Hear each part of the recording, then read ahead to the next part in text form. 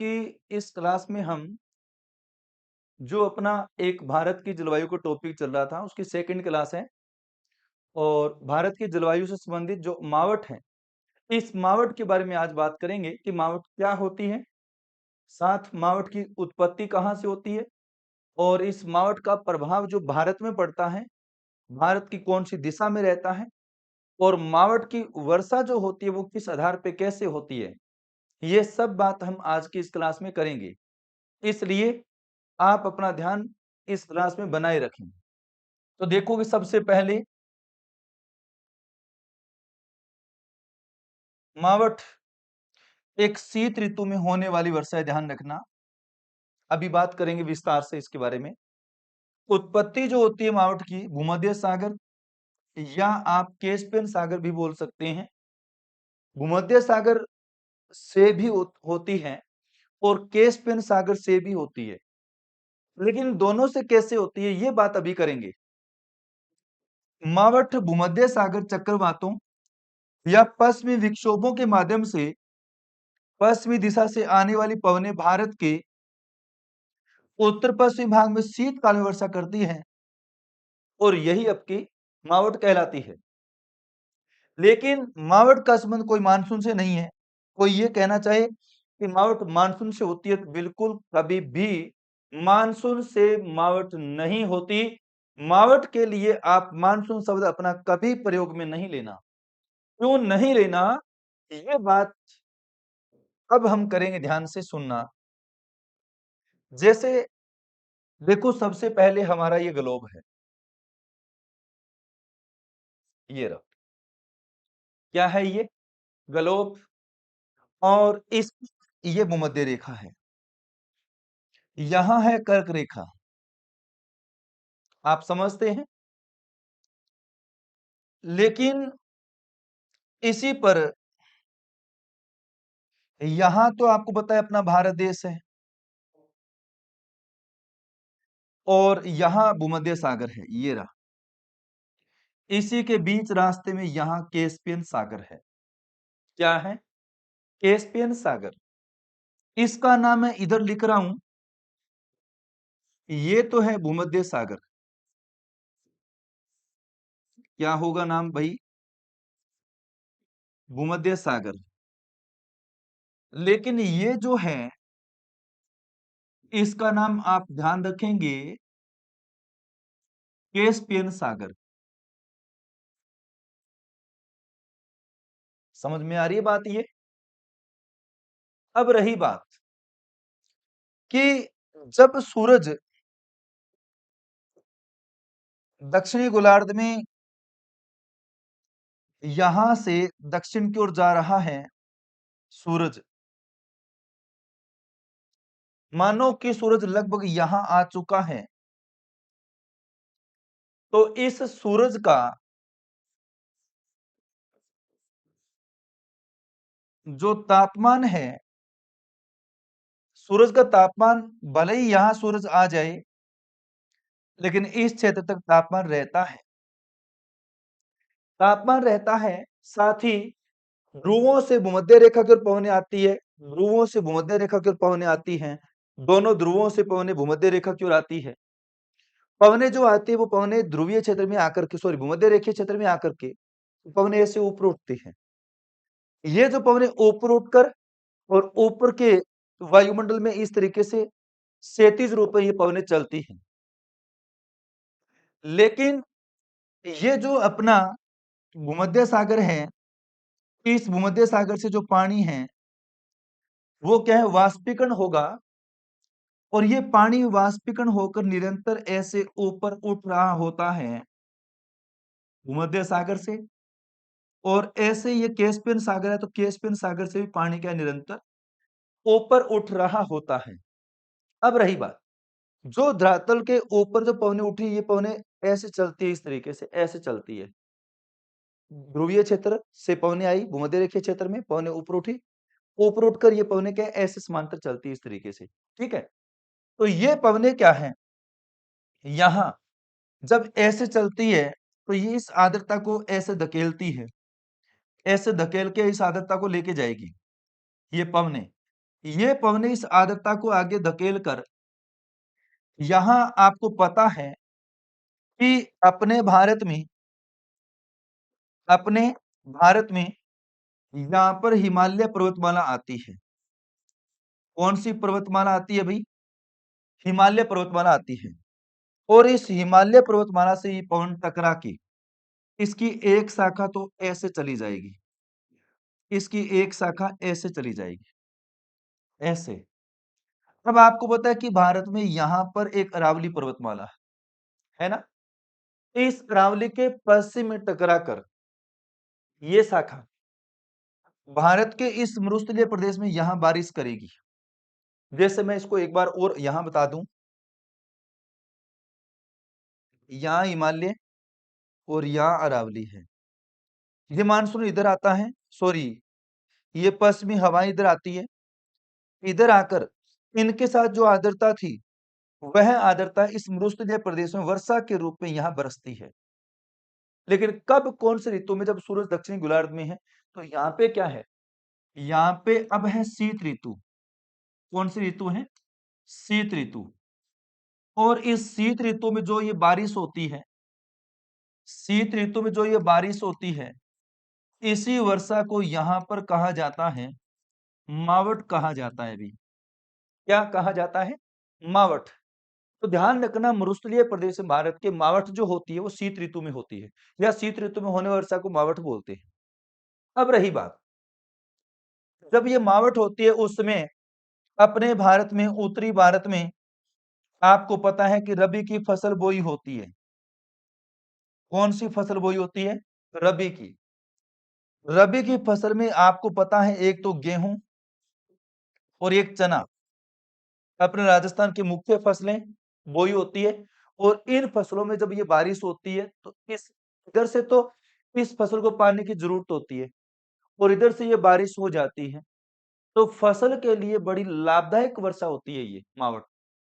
इसलिए इस मावट को यहां कहा जाता है गोल्डन ड्रॉप। क्या कहा जाता है? गोल्डन ड्रॉप्स, याद रखना, सुनहरी बूंदें कहा जाता है। हम देखो, ये तो भूमध्य सागर, ये कैस्पियन सागर, इसलिए हम दोनों बोलते हैं। लेकिन मान लो हमारे सामने ऑप्शन है, एक कैस्पियन सागर है, एक भूमध्य सागर है, और अब आपको पूछे कि मावट किससे होती है, तो आपको भूमध्य सागर ही बताना है। लेकिन भूमध्य सागर के साथ आपको कैस्पियन सागर बोले तो आपका गलत नहीं है, सही है। बात समझ में आ गई ना? ये ध्यान रखना जी। अब इसको हम आगे विस्तार से बात करेंगे। देखो, यहां देखो, मावट की वर्षा रबी की फसलों गेहूं और चना के लिए अनुकूल है, अतः इसे गोल्डन ड्रॉप्स कहा जाता है। ठीक है। और पश्चिमी विक्षोभों से सर्वाधिक वर्षा पूर्वी घाट का कोरोमल तट पर होती है। मतलब ये भारत, और भारत में जो मावट आती है इधर से ऐसे आती है, यहां आकर के यहां, ये जो तटीय प्रदेश है इसका नाम है कोरोमंडल तट। क्या नाम है? कोरोमंडल तट। तो इस कोरोमंडल तट पर टकराकर और यहां बारिश करती है। इसलिए इसलिए हम यहां बोलें कोरोमंडल तट पर सर्वाधिक वर्षा इस मावट के द्वारा होती है, पश्चिमी विक्षोभों के द्वारा होती है। ठीक है, बात समझ में आ गई है। अब चलो ग्रीष्म ऋतु की। ग्रीष्म ऋतु 15 मार्च 15 जून, 15 मार्च से 15 जून के बीच का जो समय होता है वो ग्रीष्म ऋतु होती है, ध्यान रखना। लेकिन इस समय जो तापमान रहता है ना भारत का, भारत के अधिकांश भागों का जो तापमान है वो रहता है 30 से लगभग 32 डिग्री सेल्सियस रहता है। ऐसे जब दक्कन के पठार की बात आए तो लगभग 38 डिग्री सेल्सियस रहता है। और जब अप्रैल के महीने के अंदर बात करें गुजरात व मध्य प्रदेश का तापमान, तो लगभग 38 डिग्री से 43 डिग्री का तापमान रहता है।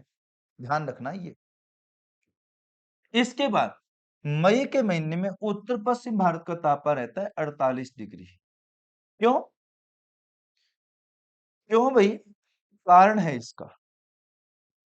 क्योंकि यहाँ मरुस्थल है। इस कारण मरुस्थलीय प्रदेश का तापमान क्या रहता है?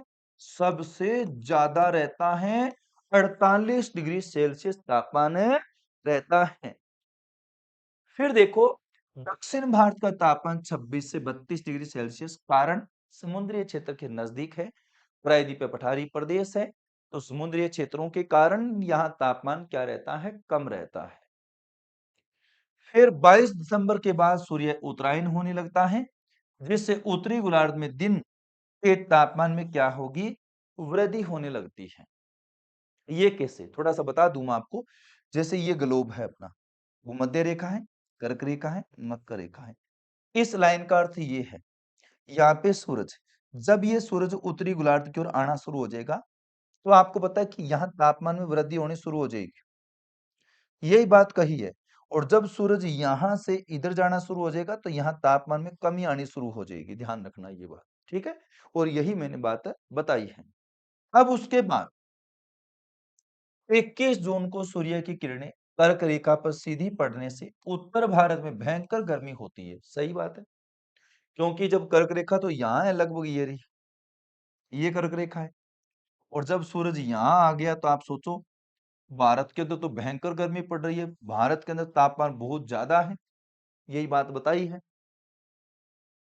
लेकिन उत्तर भारत में थार मरुस्थल के प्रभाव के कारण मई और जून सबसे अधिक गर्म महीने होते हैं, क्योंकि आपको पता है कि यहाँ मरुस्थलीय प्रदेश है ना, तो मरुस्थलीय प्रदेश के कारण यहाँ पे गर्मी क्या रहती है? सबसे ज्यादा रहती है।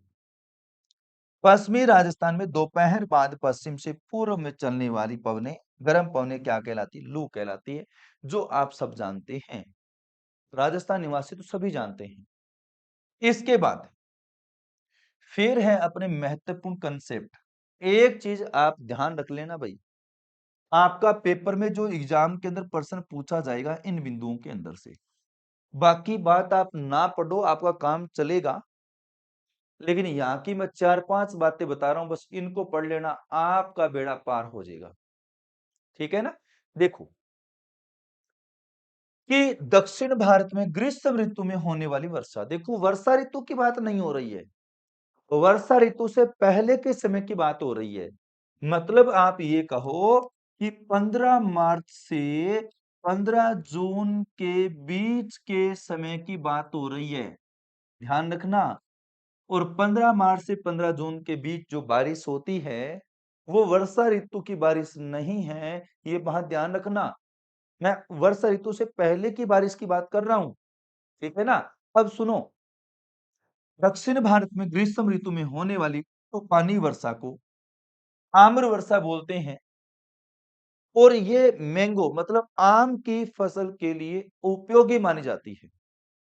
आपको ध्यान है, 15 मार्च जा चुका है, आज की तारीख देखो आप। और मार्च के बाद आपको पता है कि मई और जून। अब ये जो समय है ना, ये सेम समय है, ध्यान रखना, बोर्ड पे जो लिखा हुआ है ये सेम समय है, ठीक है? और इस समय जो भी बारिश होगी ना, वो बारिश कौन सी होगी? मावठ नहीं होगी, मावठ के बाद की और वर्षा ऋतु के पहले की बारिश। ये बारिश हमारी जो फसलें बोई हुई उनके लिए उपयोगी है। वर्तमान में आपको तो मार्केट में आम आ चुके हैं, तो इस आम की फसल के लिए ये उपयोगी बारिश है, ठीक है? इसी कारण इसको क्या बोलते हैं? आम्र वर्षा बोलते हैं। पर आम्र वर्षा सर्वाधिक कहाँ होती है? तो आम्र वर्षा सर्वाधिक केरल में होती है। ये बात आपको ध्यान रखनी है। आम्र वर्षा सर्वाधिक कहाँ होती है? केरल में होती है। समझ गए? कर्नाटक में इसी तूफानी वर्षा को कॉफी वर्षा या चेरी ब्लॉसम कहा जाता है। तो कर्नाटक में इसी समय जो बोई जाती है कॉफी की फसल होती है, और ये कॉफी की फसल के लिए उपयोगी होने के कारण इसी वर्षा को बोलते हैं कॉफी वर्षा। क्या बोलते हैं? कॉफी वर्षा बोलते हैं। फिर देखो, तूफानी वर्षा से कर्नाटक एवं केरल कहवा उत्पादक क्षेत्रों में कहवा के फूल खिलने लगते हैं, अतः इस वर्षा को फूलों की बौछार भी कहते हैं। क्या बोलते हैं? फूलों की बौछार इसी मौसम, इसी वर्षा को बोलते हैं। लेकिन झारखंड और पश्चिम बंगाल में तूफानी वर्षा को नार्वेस्टर और काल बैसाखी बोलते हैं। देखो, झारखंड और पश्चिम बंगाल ये रहे, और यहां इसको क्या बोलेंगे? एक तो बोलेंगे नार्वेस्टर, ठीक है, और एक इसे बोलेंगे क्या? काल बैसाखी। ये बात याद रखना। जो काल बैसाखी कहा जाता है, एक नार्वेस्टर जो कहा जाता है, ये दोनों ही इस ग्रीष्म ऋतु में होने वाली बारिश को ही कहा जाता है। बात समझ में आ गई होगी आपको। वैशाख के महीने में शाम को चलने वाली भयंकर विनाशकारी पवने, वर्षा पवने काल बैसाखी कहलाती है। ये बात आप ध्यान रखना भाई। लेकिन अब बात होगी असम में। असम के अंदर तूफानी वर्षा को बोलते हैं चाई वर्षा। देखो, ये है अपना असम राज्य। इस असम के अंदर एक तो बोलते हैं चाय वर्षा। क्या बोलते हैं? चाय वर्षा, क्योंकि चाय का उत्पादन असम में होता है। इसी समय चाय की फसल को पानी की जरूरत होती है, इसमें ये बारिश होती है, वो इसके लिए उपयोगी होती है, इसलिए चाय वर्षा बोलते हैं। और इसको यहाँ असम की भाषा में ही, इसको यहाँ असम की भाषा में ही बोला जाता है बारदोली छेड़ा। बारदोली छिड़ा, ध्यान रखना। इसी को ही बोलते हैं बोडो चिल्ला। क्या बोलते हैं? बोडो चिल्ला। ये ध्यान रखना जी। बात समझ में आ गई होगी आपको। असम की बात कर रहे हैं।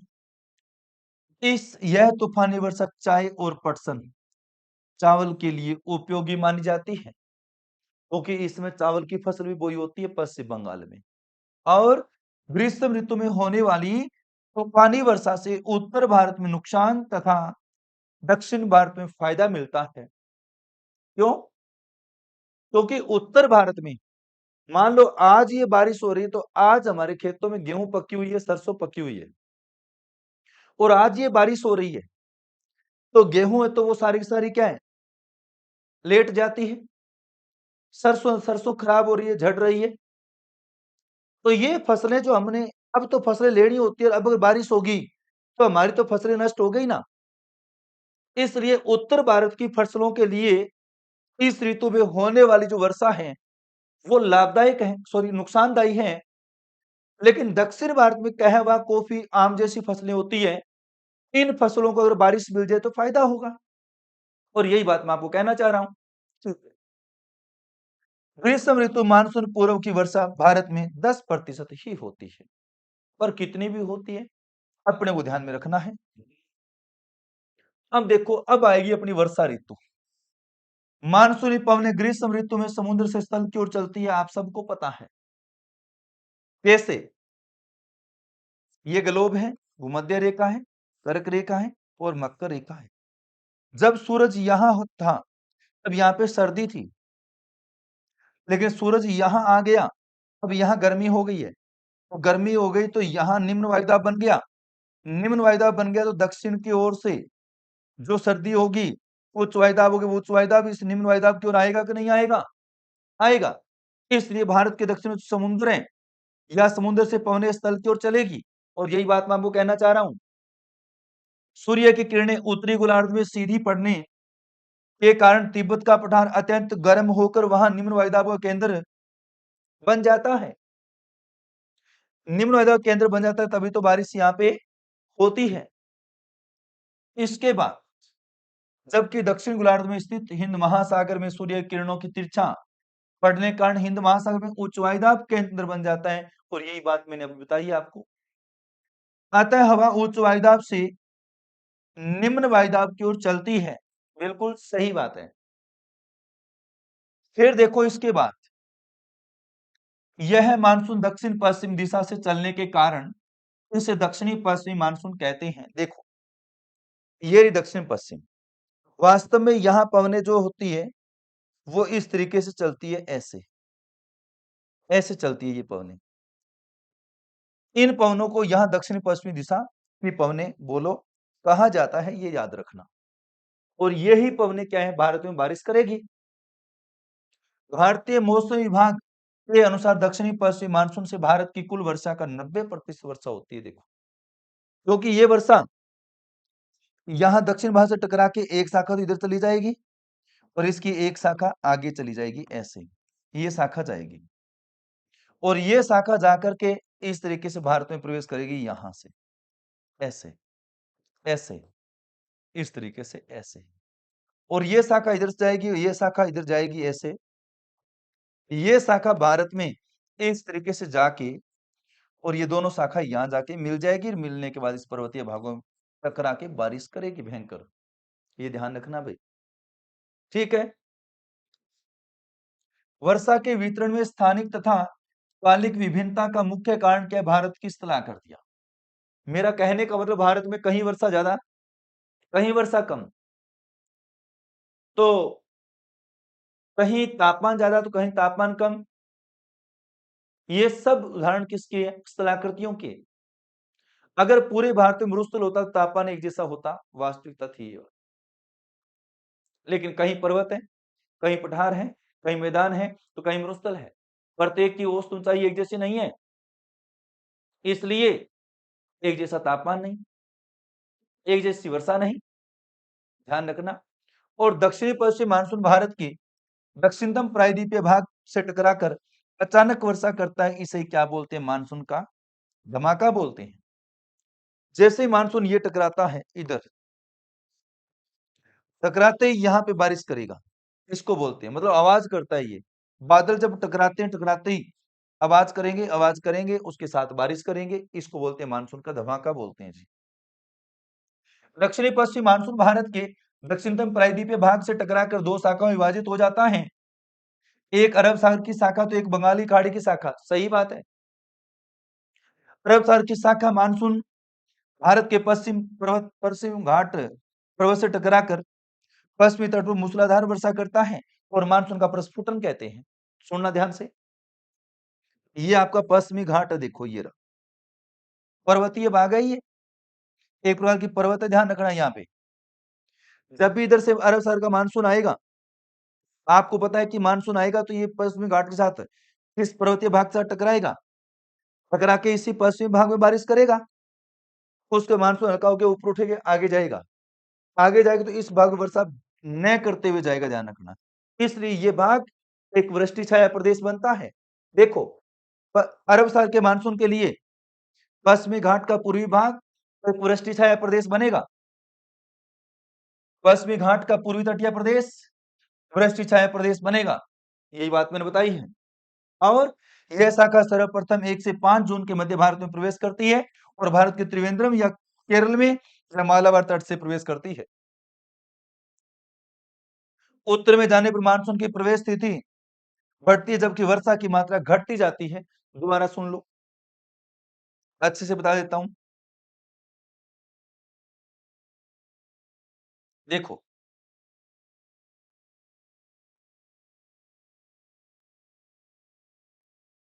देखना, ये पश्चिमी घाट है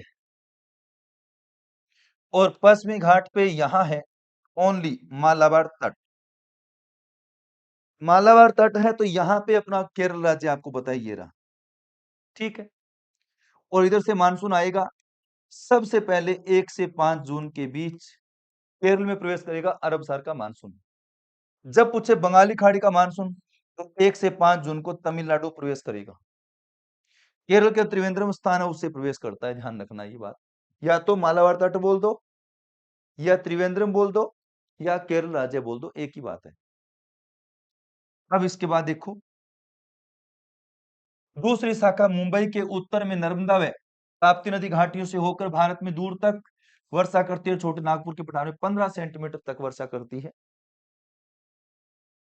तीसरी शाखा तीसरी शाखा सौराष्ट्र प्रायद्वीपीय व कच्छ क्षेत्र से टकराती हुई राजस्थान के अरावली के समानांतर पश्चिम राजस्थान में बहुत कम वर्षा करती हुई पंजाब हरियाणा में यह बंगाल की खाड़ी से आने वाली मानसून की शाखा से मिल जाती है। देखो कैसे, एक शाखा तो केरल से प्रवेश करती, मतलब अरब सारी शाखा को 3 भागों में बांटा गया। एक तो केरल से, दूसरी शाखा या नर्मदा घाटी से, और तीसरी शाखा कच्छ क्षेत्र है गुजरात का, यहां से। ऐसे 3 शाखा। तो ये 3 शाखा प्रवेश की, एक तो केरल में, एक कहाँ पे, नर्मदा घाटी महाराष्ट्र बोल दो, या महाराष्ट्र गुजरात की बॉर्डर बोल दो, और एक कच्छ गुजरात बोल दो। ये 3 शाखा, और ये शाखा आगे निकलकर यहाँ जाके मैदानों में मिल जाएगी बंगाली खाड़ी की शाखा के साथ। अरब सागर की शाखा और बंगाली खाड़ी की शाखा से मिलकर धर्मशाला हिमाचल प्रदेश में वर्षा करती है। तो हिमाचल प्रदेश का धर्मशाला स्थान लगभग यहाँ से पड़ता है, ध्यान रखना, इसमें वर्षा करती है। इसके बाद फिर आती है हमारी बंगाल की खाड़ी की शाखा। मानसून पूर्वी घाट से टकरा के पूर्वी तट पर मूसलाधार वर्षा करेगा, और पूर्वी घाट का पश्चिमी तटीय प्रदेश वृष्टि छाया प्रदेश बनेगा। जैसे ये आपका पूर्वी घाट है, और इधर से मानसून आएगा, आपको पता है बंगाली खाड़ी का, ये टकरा के इधर ही तो वर्षा करेगा।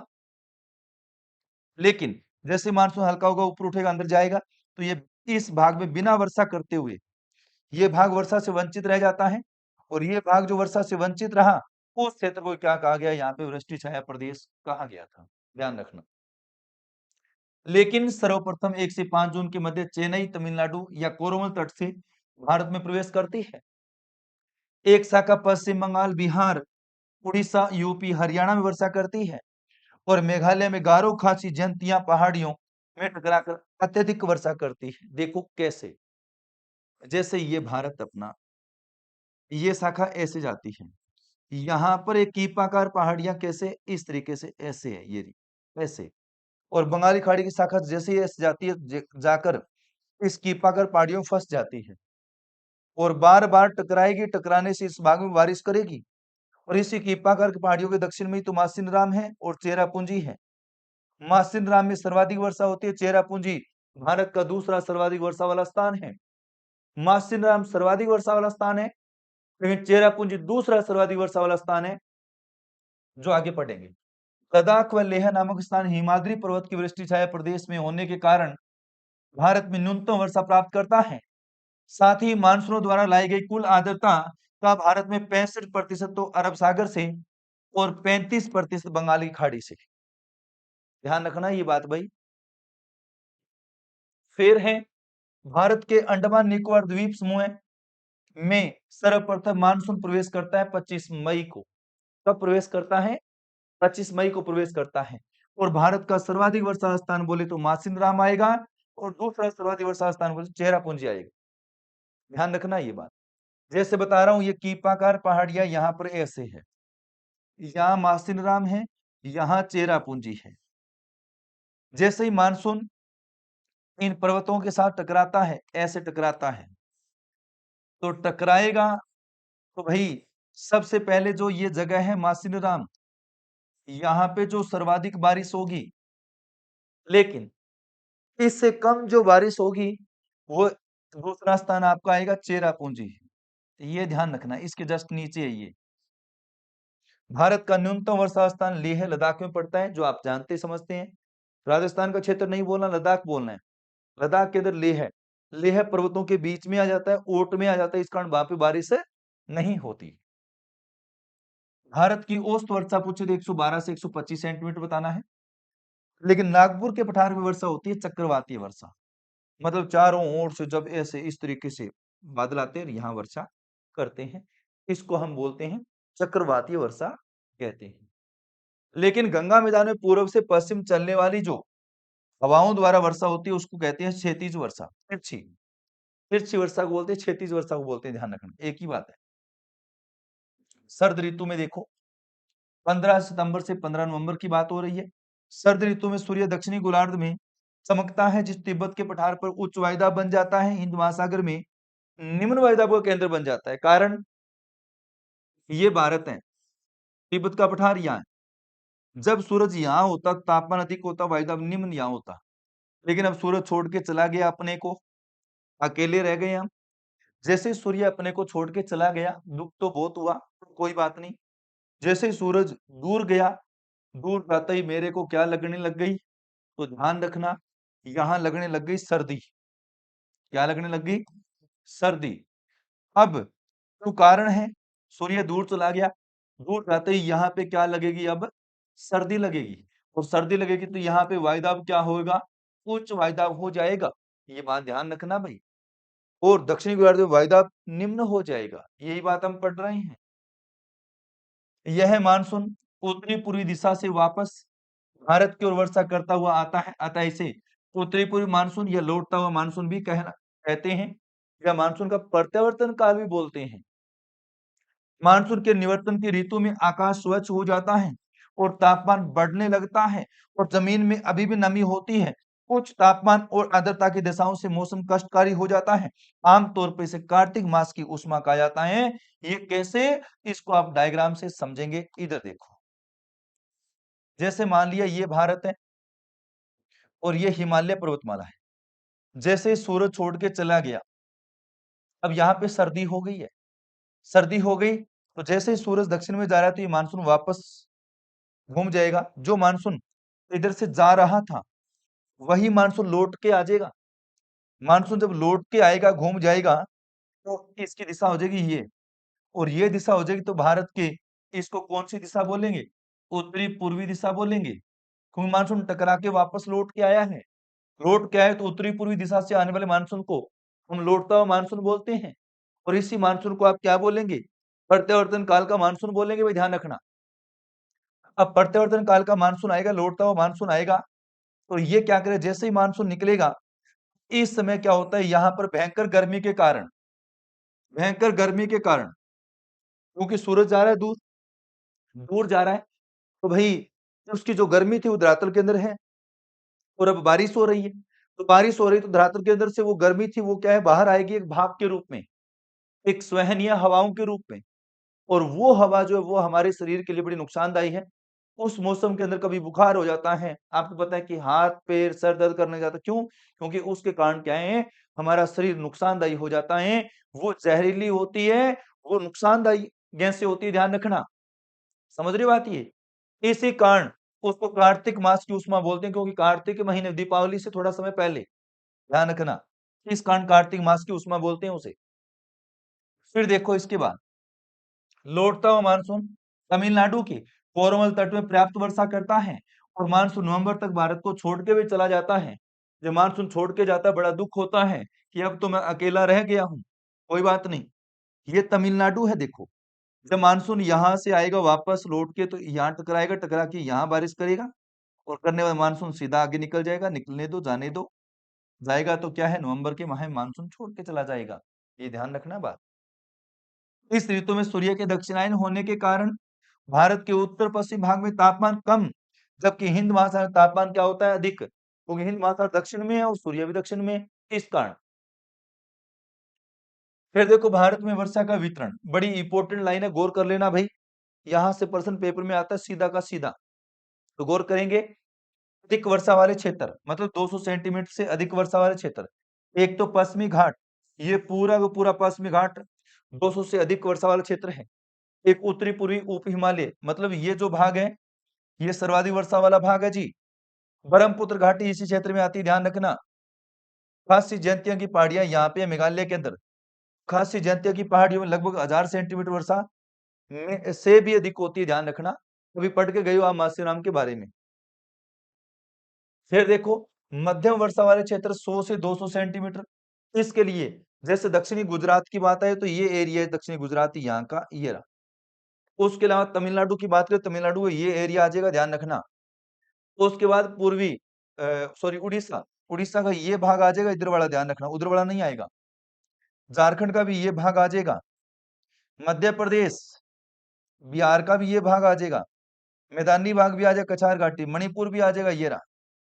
अब ये क्षेत्र जो सारे के सारे क्या है, मध्यम वर्षा वाले क्षेत्र है, 100 से 200 सेंटीमीटर वर्षा वाले क्षेत्र है। लेकिन न्यून वर्षा वाले क्षेत्र कौन से होंगे, 50 से 100 सेंटीमीटर में। इसके लिए आपको क्या करना होगा, पश्चिमी यूपी, ये रहा पश्चिमी यूपी, दिल्ली यहाँ पे है, दिल्ली भी आ जाएगा, हरियाणा भी आ जाएगा, और पंजाब भी आ जाएगा। पंजाब के बाद जम्मू कश्मीर भी आ जाएगा बेचारा, जम्मू कश्मीर पूर्वी राजस्थान भी आ जाएगा, ये रहा हिमालय से इधर वाला भाग, और गुजरात भी आ जाएगा, इधर वाला भाग गुजरात का थोड़ा सा, दक्कन का पठार, यहाँ पे जो छोटा सा पठार बनता है ये भी आ जाएगा। ये न्यून वर्षा वाले क्षेत्र में 50 से 100 सेंटीमीटर वर्षा वाले क्षेत्र में। लेकिन एक 50 से कम होता है, वो पश्चिमी राजस्थान दौरे वाला एरिया आ जाएगा। अपर्याप्त वर्षा वाले क्षेत्र, अपर्याप्त वर्षा वाले क्षेत्र में देखो जैसे मुख्यतः मरुस्थलीय प्रदेश आ जाएगा, आंध्र प्रदेश, कर्नाटक, महाराष्ट्र, लद्दाख और पश्चिमी राजस्थान। इसमें कई एरिया जो अपर्याप्त मतलब 50 से भी कम वर्षा वाले क्षेत्र जो है, मतलब वर्षा की जितनी जरूरत होती है उससे कम वर्षा ही होती है, उसको अपर्याप्त वर्षा बोलते हैं।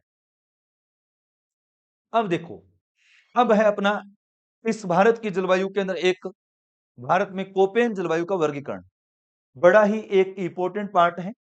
तो इसमें से एक पर्सन अपने सिलेबस के अंदर आप जितने भी एग्जाम हुए अब तक के, उसमें चेक करना, आप एक पर्सन पक्का पक्का आया हुआ है। तो इसलिए आप गौर से देखोगे इसको, अच्छे से पढ़ लेना भाई, भारत में कोपेन की जलवायु का वर्गीकरण, जिसमें क्या है, आप सबसे सरल भाषा में पढ़ना चाहो तो डायरेक्ट आप कोडवर्ड याद करो, बस अपने आप क्लियर हो जाएगा। अगर इसको विस्तार से पढ़ना हो तो आपकी एक क्लास अलग से होगी, विश्व के कोपेन के जलवायु वर्गीकरण के अंदर उसको अच्छे तरीके से मैं दर्शाऊंगा, बताऊंगा, समझाऊंगा, आप वो क्लास देख लेंगे। यहां तो सिर्फ कोडवर्ड के अनुसार मैं आपको बताऊंगा, है ना। देखो, कोपेन ने अपने जलवायु वर्गीकरण का आधार बताया तापमान और बारिश, जिसको आप सब जानते हैं, सब जानते हैं अच्छे तरीके से।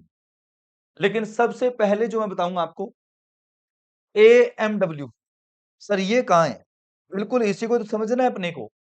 AMW के अंदर हमारा बस इतना ही भाग आएगा, ये रहा, इतना भाग आएगा ओनली, और ये बोलेंगे लघु शुष्क ऋतु वाला मानसून, याद रखना, बात समझ में आ रही है ना ये। और इसमें गोवा के दक्षिणी भाग में, भारत का पश्चिमी तट, या आप बोलना चाहो तो आप बोल दो मालाबार तट, बिल्कुल। इसके बाद आता है AS, AS के अंदर आपका कौन सा, तमिलनाडु राज्य पूरा आ जाएगा, आंध्र प्रदेश का दक्षिणी हिस्सा आ जाएगा, शुष्क ग्रीष्म ऋतु वाला मानसून, या तमिलनाडु का कोरोमल तट बोल दो, ठीक है। इसके बाद आता है AW, इसमें आएगा उष्ण कटिबंधीय स्वाना, और ये कौन सा है सर, ये कर्क रेखा के दक्षिण में प्रायद्वीपीय पठार का अधिकतर भाग। तो ये AW वाला देखो आपको दिखाई दे रहा है, ये पार्ट आपको अच्छे से दिख रहा है पार्ट, ये AW वाला सारा सारा पार्ट ये रहा, ये जो पूरा पूरा भाग है ना,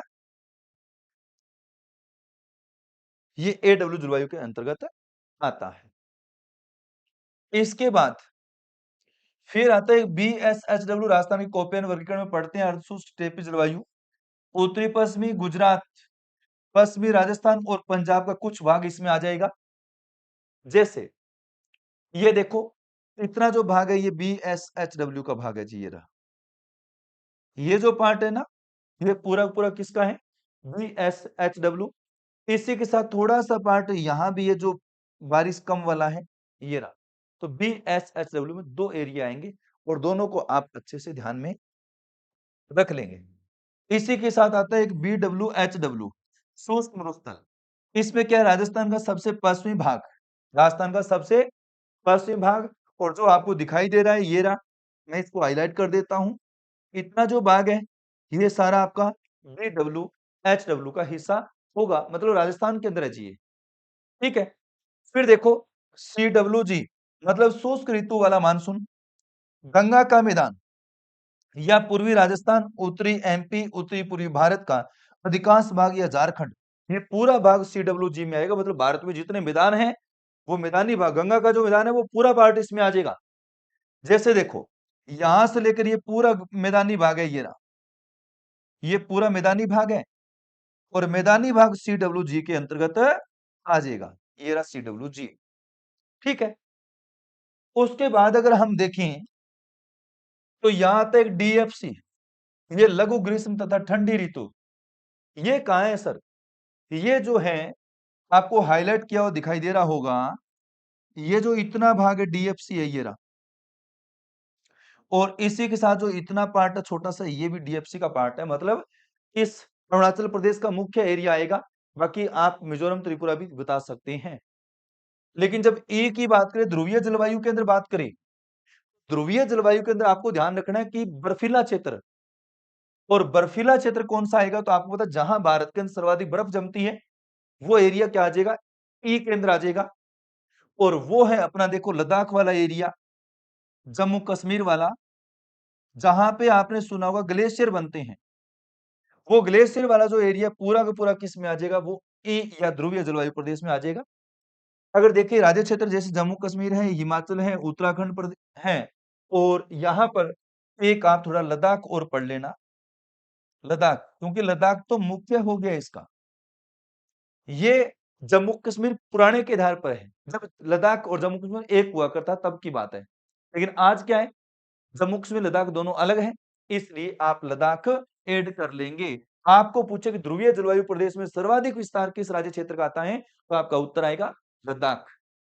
तो समझ में आ गई होगी आपको। ये था अपने भारत का कोपेन का जलवायु वर्गीकरण। तो यहाँ आपका टॉपिक समाप्त हो जाता है। आज के लिए इतना ही। धन्यवाद सभी को।